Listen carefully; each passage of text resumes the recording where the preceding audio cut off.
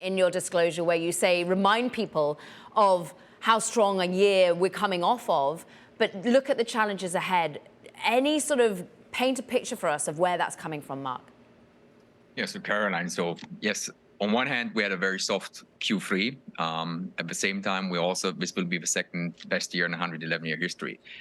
I think why we believe a Q3 is not reflective of our structural margin run rate is you have in Q3 and to some extent Q4, you have two very unusual events coming together at the same time. One is you have two macro cycles which are right now out of sync. And what I mean with that, you have demand already fully impacted by the recessionary environment, but cost is still stubbornly high. And usually these trends follow each other. So it's very unusual also if you look back in history to have these cycles completely not in sync. If it happened in the past, it typically didn't last very long.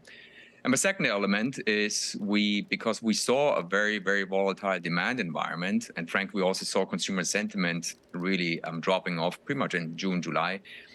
We took strong, you could even say draconian actions on our production volumes. So we cut our production 35% year over year.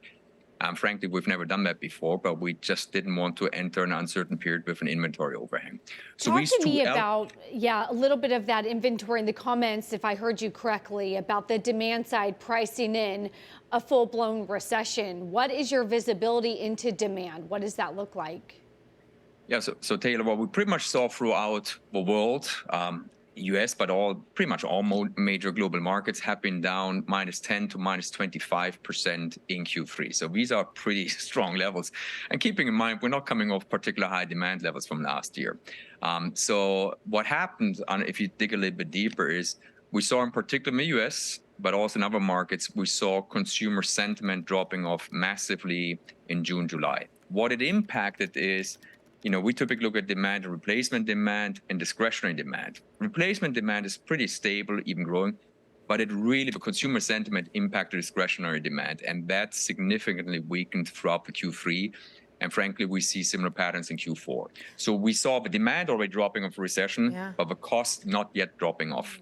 And to that point, therefore, can you pass on those costs to the consumer? How inflationary do you have to be within your price point, or do you have to take it internally, Mark? Yeah, so basically what we just also remind everyone, we took overall 7 price increases over the last 2 years. And even in this third quarter, we have more than 5 points of positive pricing. And again, that comes on top of all the previous pricing initiatives.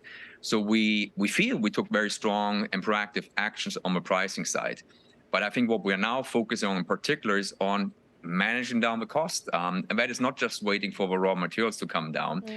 We initiated also an additional cost takeout program internally that is about $500 million, which we want to realize next year. So we're taking a very aggressive stance on managing down the costs on top of preserving what we've already done on the pricing side.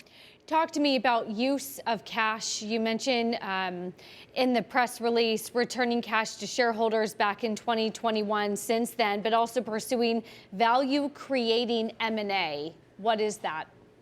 Yeah, so what we've done actually over the last 2 or 3 years, we've done significant amount of share buybacks, and we feel these were the right use of cash.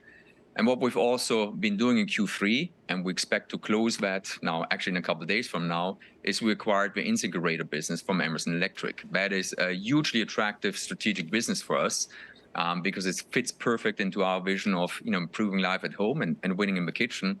It's the #1 player with more than 70% market share in the US, and that's where we invested a lot of capital behind this one. Now, obviously, given that we're very prudent on our balance sheet, that also means we temporarily paused our share buybacks as we kind of wanted to pay down the additional debt.